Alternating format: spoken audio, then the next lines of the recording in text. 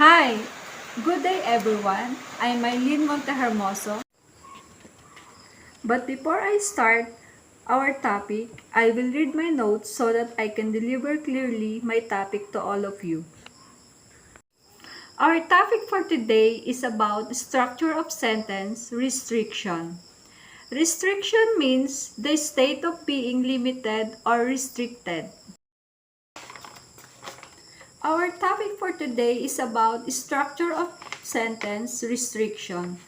Restriction means it turns out the deletion and movement are restricted in quiet, subtle way. It turns out the English speaker knows the restriction on deletion and movement. You can do without that, but not always. Let us take one example. In English, complementizer like that are optional, unlike equivalent words in Dutch, French, Spanish, languages where complementizer are required. So, a child raised in an English-speaking home might hear the sentence. Number 7, A. Peter said that Kay left. B. Kay doesn't believe that Ray is smart. It was obvious that Kay left. Pronouns with or without the complementizer that. This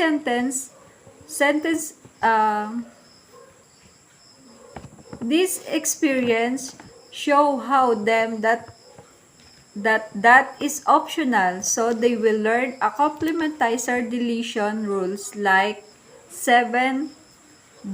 So far, we can see that children learn different things about their native language depending on the input they are exposed to. However, child also know things about their language that they could never have learned in this way. In fact, that is not always optional.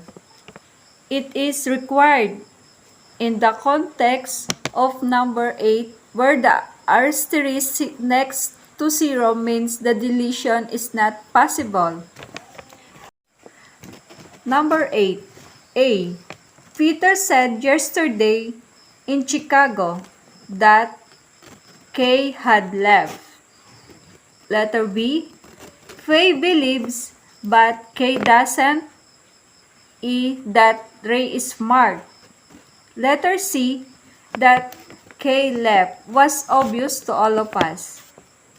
Something in the English grammar and therefore in the English speaker brain requires the complementizer that in this kind of sentence, but no adult or child ever say Kay left was obvious to all of us.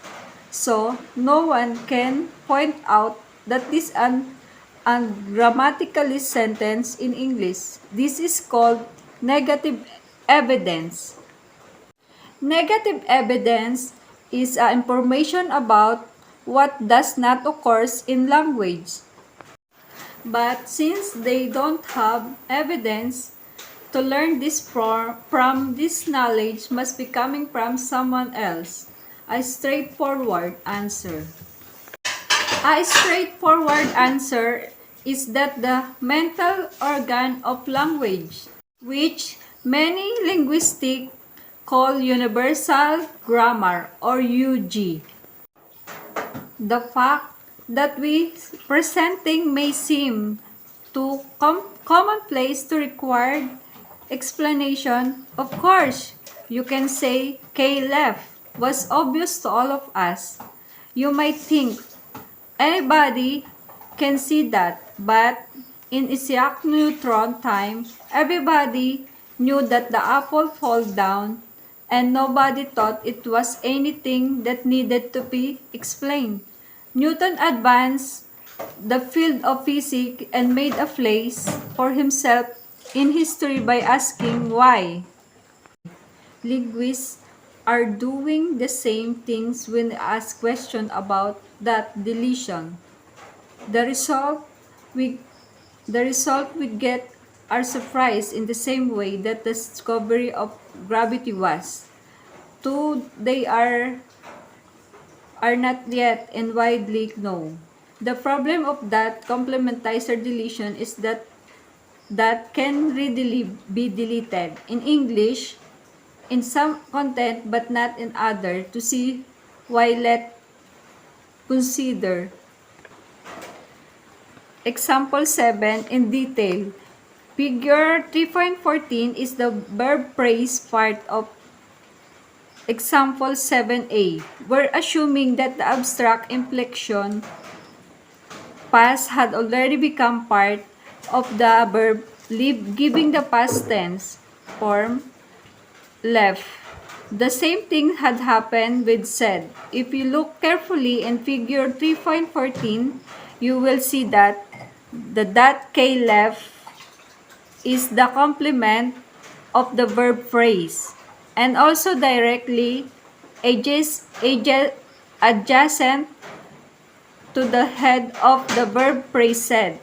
The complementizer that can be omitted if it's clause in the complement of an overt adjacent word, an overt element is pronounced like that in Peter said that K left, as opposed to Peter say K left, is which the complementizer structure there, but not pronouns.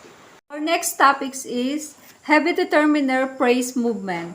There are a number of other instances in which the principle about adjacency to a complement in operative, including heavy determiner phrase movement. This applies when the grammar moves to the right along complicated determining phrase from a position where it could be occurs if there were shorter. For example, while would be natural to say, I saw a bird on a twig.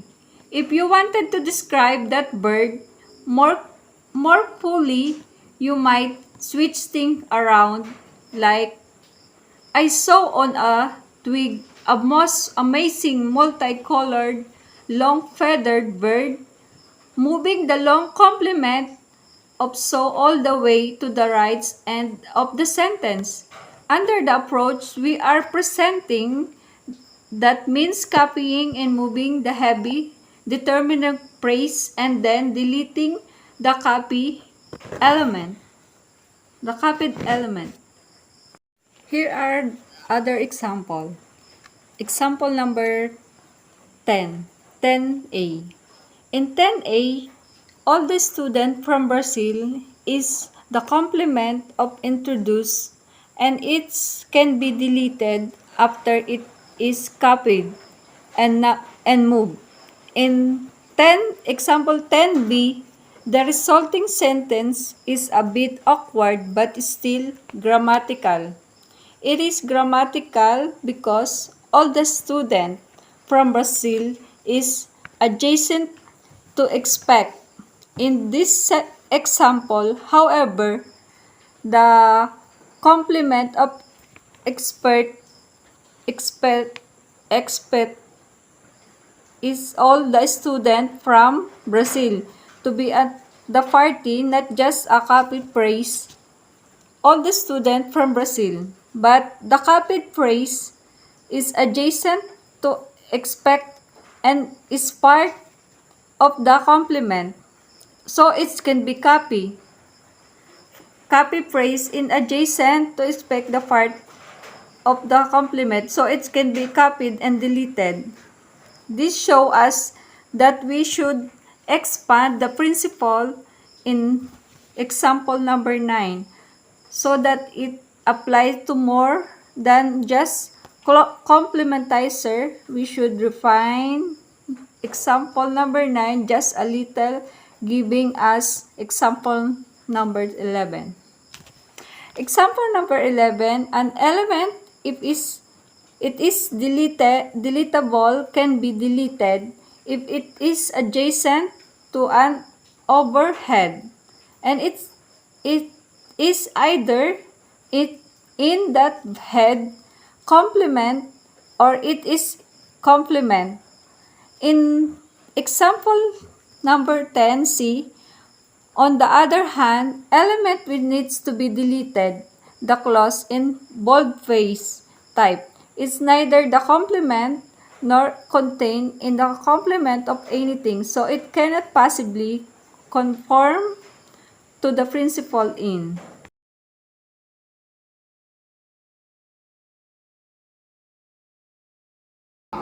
In example number 11, so the deletion is impossible and the results sound very bad if we try. Are unhappy all the students from Brazil? The problem illustrated by our UG principle about parasal deletion. From what they hear, children simply learn that heavy DP may be copied to the right. The existence of an initiate UG principle like that in example 11 explain why children knows not to produce sentence like example 10c, which no further learning or experience need.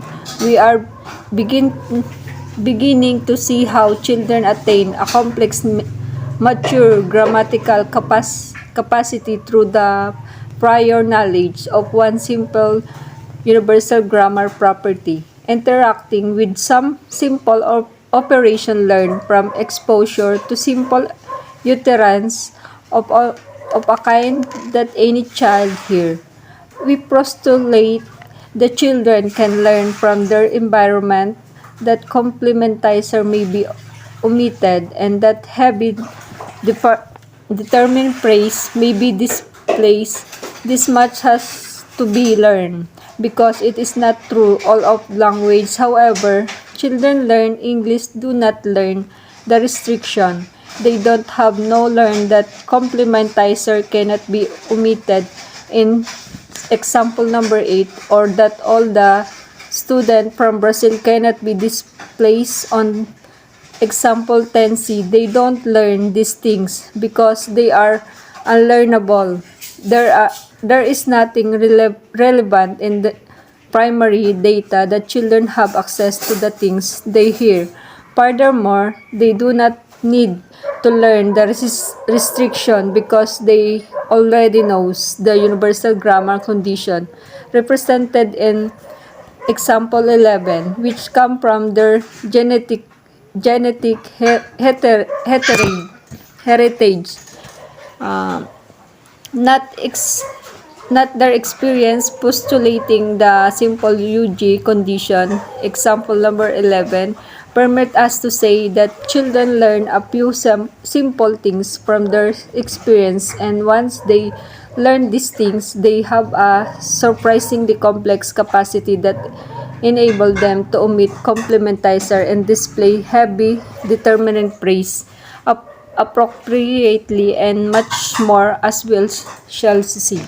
Our third topic, the binding theory. The binding theory is a linguists have long been intrigued by the constraint on the word pronoun. Reflexive pronoun and full noun phrase can appear. There are constraints are about how this element can be interpreted depending on where they appear in structure rather than being about movement or deletion. There are also many poverty of stimulus problem in the relation among pronouns. Reflexive pronouns and full nouns phrase consider the fact in example number 12 and example number 13. The pronouns she and her may refer to Kim in example 12a to B, but not in example 12c and D. Here are the example 12 Example 12. A. Kim loves her mother.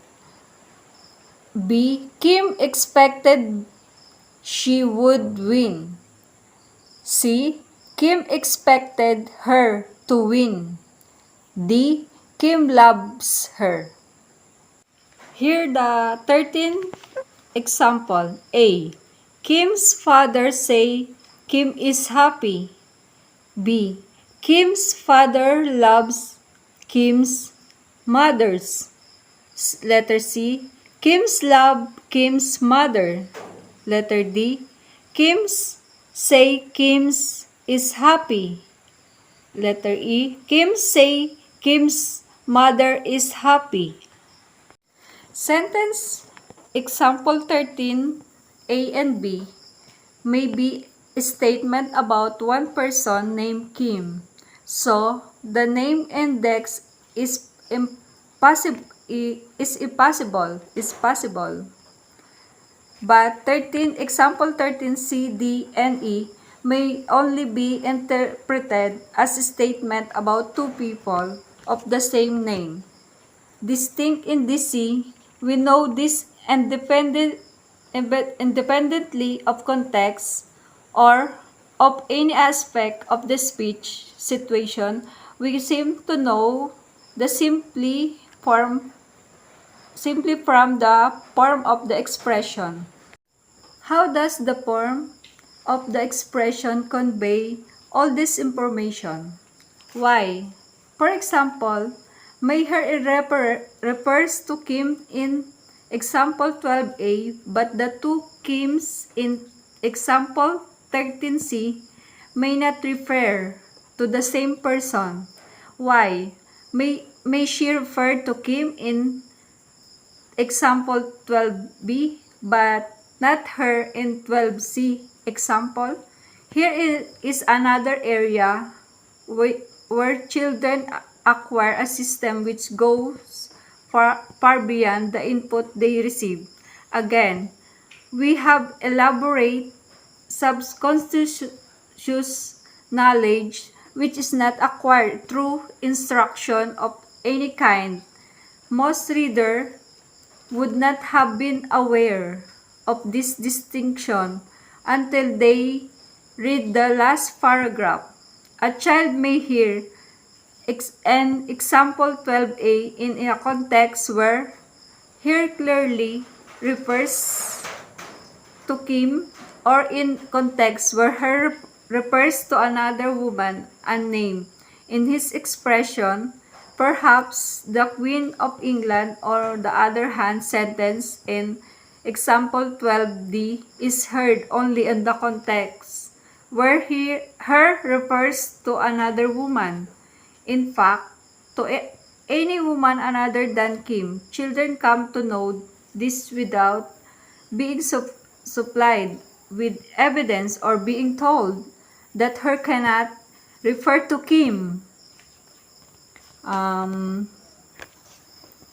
That her being told that her cannot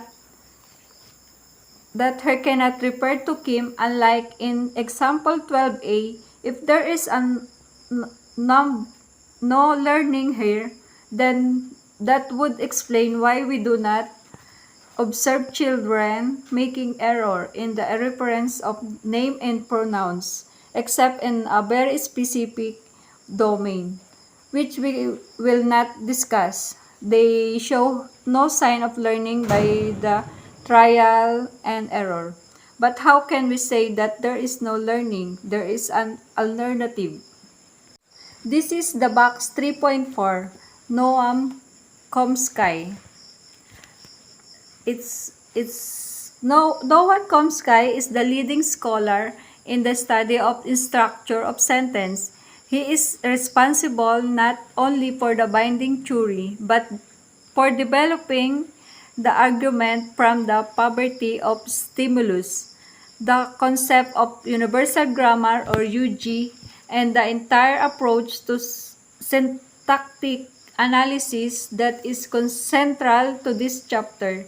The appearance of his monograph syntactic structure in 1957 revolutionized the study of syntax. The idea present their form part of a more extensive work, the logical structure of linguistic theory, published in 1975, but widely circulated over the previous 20 years. His current work represented by the Minimalist Program 1995 and related work over the past 10 years focus on deriving the fewest and simplest principle that can explain an unlearnable aspect of linguistic grammars. Komsky is currently institute professor in the Department of Linguistics and Philosophy at the Massachusetts Institute of Technology. He has lectured at many universities in the United States and other countries, and it's the recipients of numerous honorary degree and award. He has written and lectured widely on linguistic, philosophy, intellectual history, contemporary issue, international affairs, and U.S. foreign policy. His most recently book are A New Generation Draw the Line, Her Horizon in the Study of Language and Mind, Rug States 9 to 11, Understand Power, On Nature and Language, Pirates and Emperor, Old and New, Komsky and Democracy and Education. The Komsky on Democracy and Education, Middle East Illustration, and Hegemony or Survival. 25 years ago, the well-known linguist Noam Chomsky proposed the binding theory as a solution to this poverty of stimulus problems. Chomsky, 1981. The binding theory permitted a dramatic simplification of this fact if we assume that it is a component of an universal grammar. The binding theory is stated somewhat rudely in example. Here are the example. Take a look at the example 14. Like all components of the universal grammar, it is available to humans and advance of experience, actually enabling us interpret our experience. The binding theory divided nominals, a cover term for nouns and pronouns, into three types: a noun for, like himself, themselves, pronouns like she, her, their, and names, everything else. Binding theory. Principle A. Anaphors are co-indexed with the subject of their domain. Principle B. Pronouns are not co-indexed with the subject of their domain. Principle C. Names are not co-indexed with the subject of any clause located to their left in the sentence in which the name appears. Each nominal has a domain, which is roughly its clause. The binding theory determines whether each nominal is co-indexed with the subject of its clause or a clause to its left or not. If the nominal is co-indexed with the subject of its own or another clause to the left, it is said to be bound. That is how the binding jury gets its name. Here the another example. Example 15a. Kim's mother was herself. B. Kim's mother was her. C. Kim's mother said that the doctor's was her. D. Kim said that the doctor was her. E. Kim said that the doctor was Kim.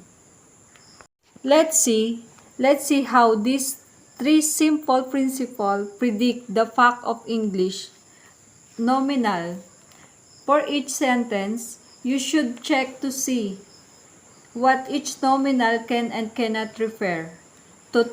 Next, we have to first determine which of the three principles in 14 examples applies, and then check whether the theory matches your judgment. In example 15a, who can herself refer to? Herself is an anaphor, or so it should obey principle A, meaning it is co-indexed with and referred to the subject of its own clause. Its inflection phrase, IP or IP, inflection phrase or IP, the bold place, italicized determinate phrase in 15a is the subject of this clause. So herself may be co-indexed with Kim mothers. It can refers to just Kim because Kim is only part of the subject. So the only possible interpretation of herself in 15a example is that it refers to Kim's mother. In 15b example, her may refer to Kim or some other female person not mentioned in the sentence. Her is a pronoun. So, principle B applies. Principle B say that her cannot refer to the subject of its own clause. If her refer to Kim's mother, the subject of its clause would be bound within its domain, like herself is in 15a. But the rule of pronoun is the opposite of the rule of anaphors. It is forbidden for pronouns to be bound with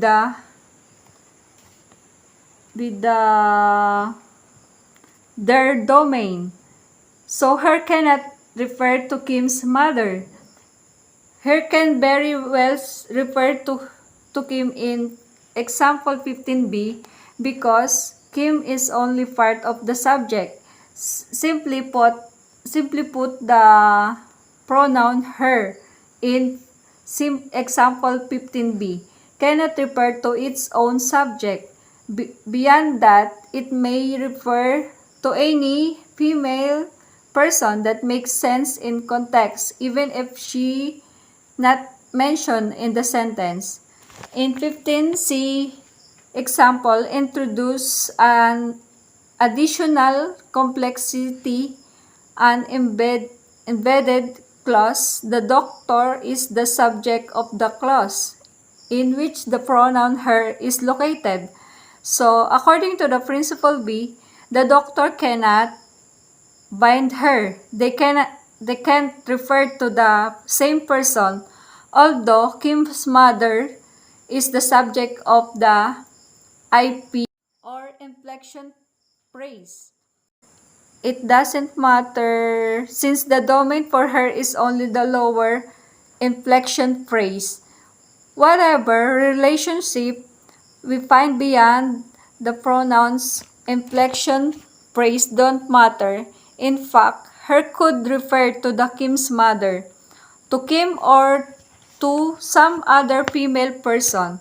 The binding theory doesn't tell us what her can refers to, just that it can't refer to the subject of its own clause.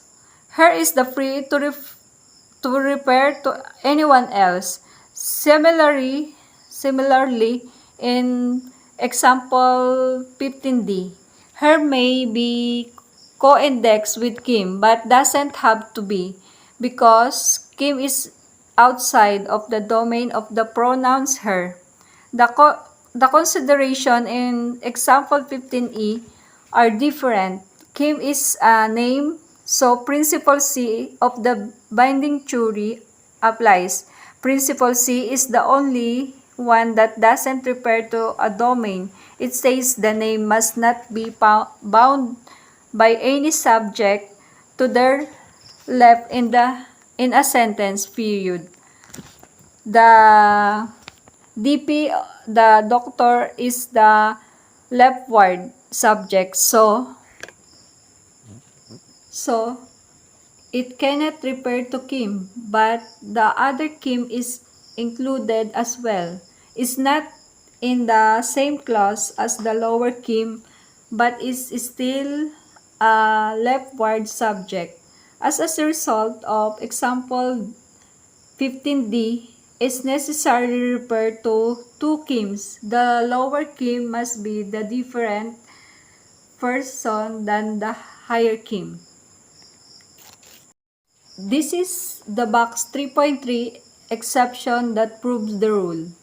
Occasionally, you might encounter example like the one in the bonus cartoon that clearly violate the binding theory.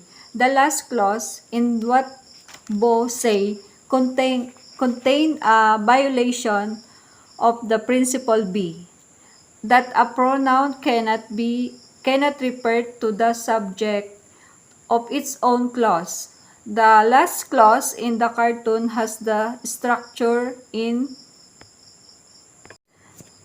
I didn't like me very much.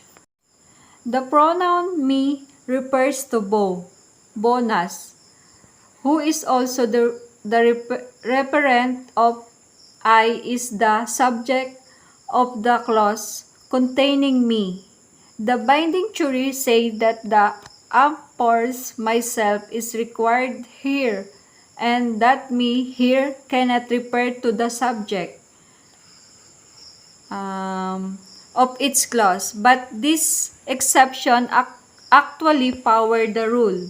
Bonus has sent himself a gift of left, leftover Halloween candy to make himself feel special. He wanted it to seem that the package has been sent by someone else. His comment on the savviness of the gift is in the context of the pretense that the I who sent the gift is someone other than the me who received it. In that sense, Bonus the sender is not the same person as Bonus the receiver, and the cartoonist John Kovalevsky exploit the binding theory to make that point. If there were no principle B, the use of the me would not be nearly so effective. Notice also that the I is the complement of the word thought, that which could have appeared adjacent to thought has been deleted as permitted by the principle in 11 example. The number 11 example, the use of myself in the if clause. If the cartoon is example of the adverbial use of the anaphor, which we don't cover in this chapter, although it turns out to comfort to the binding theory. The binding theory cannot be learned from the language that young children hear. It is part of universal grammar, part of what children bring to their initial experience with language. As part of universal grammar or UG, children already knows the three categories of nominals and the restriction on their co-reference. Children needs only learn from language experience which word in their language fit into this category, which words are anaphors, which are pronoun, and which are name. This they can do from positive evidence in the sentence that they hear. Once a child has learned that themselves is an anaphor, hear a pronoun, and so on, all the appropriate index relation follow with the no further learning required. The result is simple system that cover in infinite number of possibilities. The summary. We have examined several areas of people's grammar and seen that we cannot account for a complex array of distinction between structure and that people readily recognize as well form or ill form. This ability comes from simple information at the level of UG or universal grammar that interact with simple grammar specific information that is readily learnable from child linguistic experience. The picture we have paint of children learning the grammar of language is a more nuanced version of the fantasy about the basketball playing robot. The robot didn't know anything about basketball until it experienced people playing the game. But once it had the opportunity to watch the game, it turned out to have knowledge of basketball that went beyond anything I could have learned from it experience. In order to word it, knowledge a basketball was a poverty of stimulus problem, just as the scientists conclude that there must have been some pre-programming in the robot case.